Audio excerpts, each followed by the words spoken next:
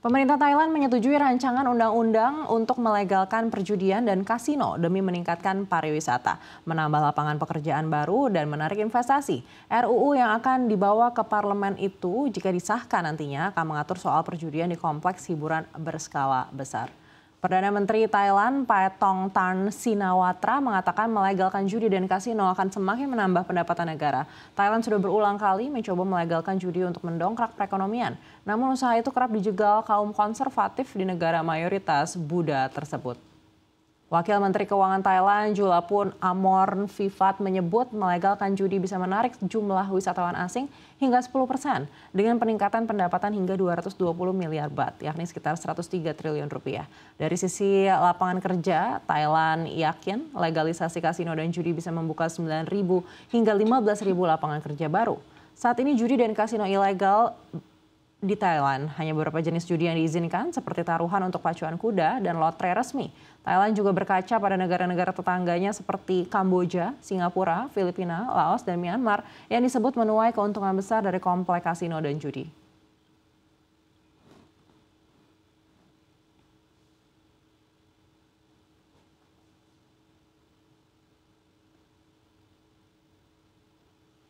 Menarik sekali ya Thailand, ini berharap mendongkrak perekonomian dengan cara melegalkan judi dan diharapkan juga bisa menarik investasi dan juga wisatawan begitu ya.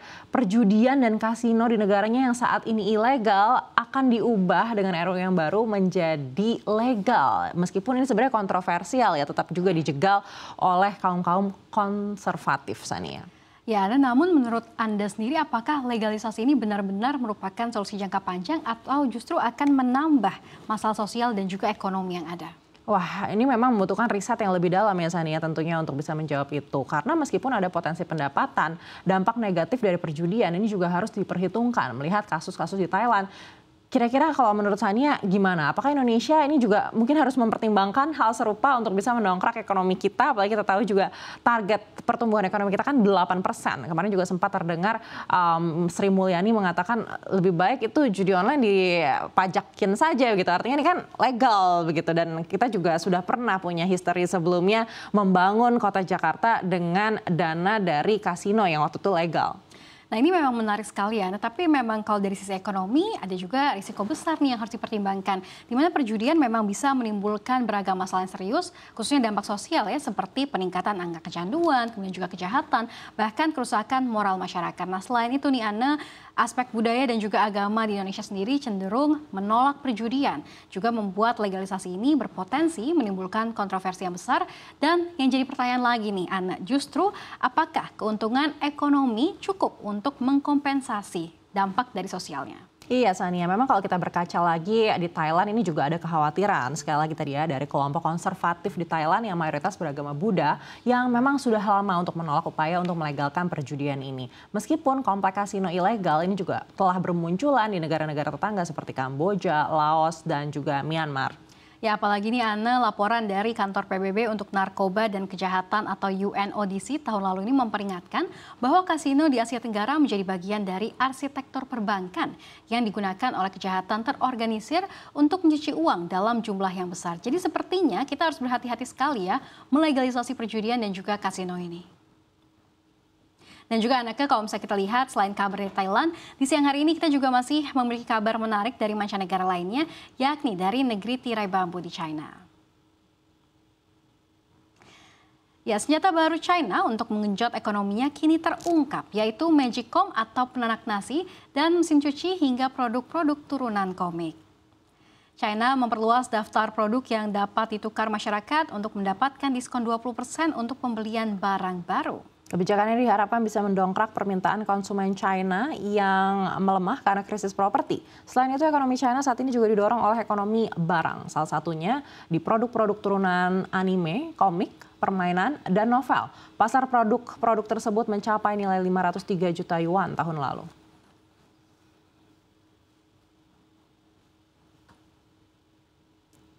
Wah, Sania, sepertinya China sudah mulai menggenjot konsumsi domestik sebagai persiapan akan kebijakan Trump yang nanti dinilai akan memberatkan produk-produknya. Tapi nggak nyangka juga ya, ada aja sebenarnya idenya untuk bisa meningkatkan konsumsi. Iya sih, anak lumayan juga ya kalau diskon 20% untuk barang baru nih, apalagi barang-barang seperti tadi Magico, mesin cuci, elektronik. Barang-barang seperti tadi itu bukanlah barang yang kita ganti secara berkala. Jadi bisa jadi bahkan hanya punya satu saja kan, baru diganti kalau rusak. Iya Sania, tapi harus dibuktikan ya nanti efektif atau tidak nih, dan apakah akan cukup untuk bisa meningkatkan konsumsi. Karena sebelumnya juga sudah dilakukan ke barang-barang lainnya seperti mobil dan juga peralatan, tapi belum membuahkan hasil Sania. Ya mungkin juga harus didorong ya dari barang-barang turunan komik juga nih Ana. Karena ternyata pasarnya besar sekali nih di China untuk barang-barang anime. Iya betul sekali, karena produk turunan ini kan juga relatif terjangkau begitu ya. Dan konsumen ya biasanya membeli ini memang bukan karena kebutuhan, tapi karena kesukaan. Jadi harganya tidak perlu terlalu mencerminkan berapa besar sebenarnya biaya produksinya. Baik, berarti lebih kayak memilih hobi begitu ya. Tapi kadang juga menahan konsumsi makanan untuk barang-barang hobi seperti itu, gimana ya jadi kesannya? Kalau saya sih masih milih makanan gitu, kalau Anda sendiri gimana? Iya Sania, masa demi boneka Sanrio misalnya rela untuk kelaparan 1 minggu. Jadi jangan begitu ya, ini tergantung preferensi orang. Dan Sania, kita sudah mengulas sejumlah kabar menarik dari mancanegara. Selanjutnya kita akan bergeser ke kabar dari domestik. Tunggakan macet kredit usaha rakyat ternyata tidak masuk dalam program hapus utang pelaku usaha mikro, kecil, dan menengah oleh pemerintah. Menurut peraturan pemerintah nomor 47 tahun 2024 tentang penghapusan piutang macet kepada UMKM, pengusaha UMKM yang telah mendapatkan program KUR tidak termasuk jenis kredit yang mendapatkan penghapusan piutang macet karena telah dijamin oleh asuransi. Menteri UMKM Maman Abdurrahman menegaskan program KUR tidak masuk dalam kategori yang dihapuskan utangnya karena sudah dijamin oleh lembaga asuransi seperti Jamkrindo dan Askrindo. Ia menegaskan pinjaman KUR juga telah mendapatkan subsidi bunga dari pemerintah sehingga bunganya rendah, yakni 6% dari suku bunga rata-rata 13% hingga 15% sebelum subsidi. Sebelumnya, pemerintah akan menghapus tagihan utang 67.000 nasabah kelompok UMKM di seluruh Indonesia dengan nilai total 2,5 triliun rupiah. Hal ini disampaikan Menteri UMKM Maman Abdurrahman usai rapat bersama Presiden Prabowo Subianto di Istana Kepresidenan Bogor. Prabowo menyampaikan langkah ini merupakan awal dari target pemerintah yang berniat menghapus seluruh utang 1 juta UMKM senilai lebih dari 14 triliun rupiah.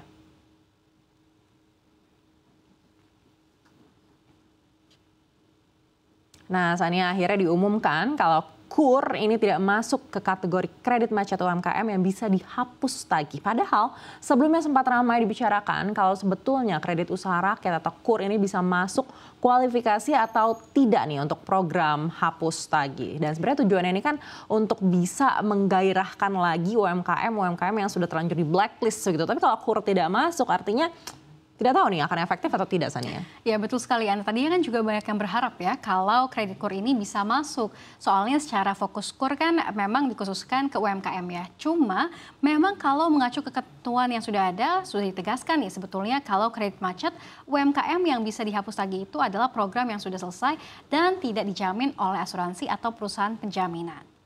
Iya, dan sebetulnya hal ini juga sudah pernah diulas oleh rekan kita Andi Syalini bersama dengan pakar hukum di segmen Legal Money di beberapa waktu lalu Sania. Meski tidak ada satupun pernyataan kalau KUR tidak masuk kualifikasi kredit macet UMKM yang bisa dihapus tagih di program khusus Presiden Prabowo Subianto. Tapi secara implisit peraturan pemerintah atau PP nomor 47 tahun 2024 memang tidak memasukkan KUR. Tapi secara legal cukup jelas kalau syarat-syarat kredit UMKM macet yang bisa dihapus buku di program khusus Prabowo Subianto ini memang tidak cocok dengan karakteristik KUR itu sendiri.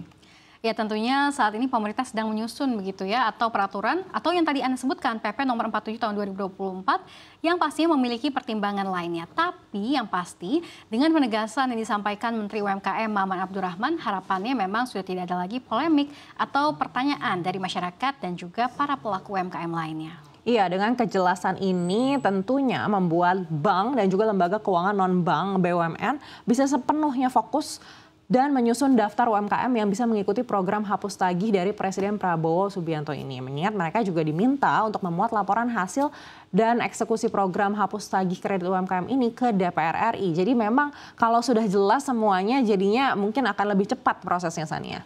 Iya betul Ana. Selain itu kan juga memang Presiden Prabowo juga ingin mengeksekusi program hapus tagih kredit macet UMKM agar bisa segera dilaksanakan. Sehingga para debitur ini yang sebelumnya masuk di daftar hitam atau blacklist karena belum sanggup melunasi hutang dan juga bunganya, kini bisa kembali diputihkan utangnya dan kedepannya bisa mengajukan utang lagi ke bank dan juga non-bank BUMN. Iya betul, tapi ya mungkin harus kita ingat ya Sani ya, kalau sudah diputihkan utangnya harus betul-betul digunakan untuk berbisnis ya, supaya roda ekonomi juga berputar ke depannya dan pelaku UMKM ini juga bisa mencicil utangnya. Jadi program hapus tagih utang UMKM dari Presiden Prabowo Subianto ini nantinya bisa berbuah manis. Jangan program khusus ini malah disalahgunakan begitu ya untuk hal-hal yang salah begitu, justru sengaja diperlambat agar tidak dibayar utangnya, begitu kan bisa saja ya moral hazard.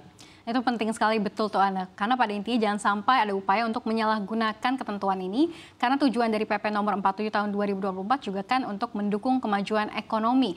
Dan yang tentunya untuk ekonomi kerakyatan. Jadi supaya bisa sama-sama maju, baik UMKM dan juga ekonomi, ya kita harus bisa sama-sama transparan dan jujur. Baik, Sania, berikutnya kita juga masih punya satu informasi menarik lainnya. Kalau tadi kita bicara soal segmen UMKM, kini kita beralih ke pasar surat utang. Utang jatuh tempo pemerintah Indonesia pada 2025 ternyata tidak seberapa jika dibandingkan dengan sekuritas rupiah Bank Indonesia atau SRBI yang diperkirakan lebih tinggi, bahkan nyaris mencapai 1.000 triliun rupiah. Jumlah utang SRBI yang bakal jatuh tempo pada 2025 ini mencapai 922,5 triliun rupiah. Nominal tersebut lebih tinggi dari utang jatuh tempo pemerintah pada 2025 yang mencapai 800,33 triliun rupiah. Bahkan juga jauh di atas utang jatuh tempo yang akan dihadapi pemerintah yang meliputi penerbitan surat berharga negara atau SBN dan utang pinjaman pada 2026 yakni 803,19 triliun rupiah. Bahana Sekuritas dalam laporannya menyatakan jatuh tempo SRBI bertenor 12 bulan di sepanjang tahun ini akan mencapai puncaknya di bulan Mei, Juni, dan Juli 2025 yang masing-masing diperkirakan 113,1 triliun rupiah, 121,7 triliun rupiah, dan 126,7 triliun rupiah. Wow, Ana, besar juga nih utang SRBI ini. Tapi kira-kira aman nggak ya buat Bank Indonesia? Lebih besar loh dari utang jatuh tempo Indonesia loh ini, Ana. Ya kalau kita sudah bicara Bank Indonesia, Sania, ya harusnya aman lah ya. Aset Bank Indonesia saja ini sekitar 3.700 triliun rupiah. Tapi kalau untuk pasar keuangan Indonesia yang ini nih ya mungkin lebih mengkhawatirkan, dan juga pergerakan rupiah kita seperti apa? Sekarang sudah di 16.200. Iya juga ya, ini sebenarnya SRBI ini kan juga dikeluarkan untuk menarik dana asing dan juga devisa hasil ekspor yang sebelumnya diparkir di luar negeri nih Ana. Makanya memang imbal hasil yang ditawarkan juga lebih tinggi dari instrumen lainnya. Nah tapi kalau nanti SRBI jatuh tempo, apakah akan terjadi arus keluar dana asing yang cukup besar dari dalam negeri? Ini menurut Ana gimana? Ya sebenarnya ini masih tergantung banyak sekali faktor Sania. Memang kecenderungannya seperti itu ya. Karena bisa saja misalnya investor tersebut akhirnya memiliki dana menganggur lalu dia gunakan untuk kembali masuk lagi di SRBI atau ke instrumen lain seperti pasar SBN atau saham. Dan kita tidak tahu nanti di global juga seperti apa ketika jatuh tempo itu terjadi begitu. Jadi sebenarnya masih banyak faktor untuk bisa menjudge itu dari sekarang Sania. Nah ya, kalau saya baca-baca lagi nih juga di berbagai media ini menyoroti soal utang SRBI. Beberapa ekonom bahkan berpendapat kalau hal ini bisa memicu semacam perebutan likuiditas di pasar keuangan. Iya Sania, selama ini memang soal perebutan likuiditas ini menjadi sorotan beberapa ekonom dan juga bankir. Ya semoga saja tidak terjadi gejolak yang terlalu signifikan di pasar kita jika memang ada jatuh tempo pada SRBI ini begitu ya Sania ya. Tapi ya harus ada antisipasi juga untuk menuju ke sana. Will see Ana ya, tapi memang pastinya Bank Indonesia juga sudah mengukur berbagai risiko yang mengikuti dari diterbitkannya SRBI ini.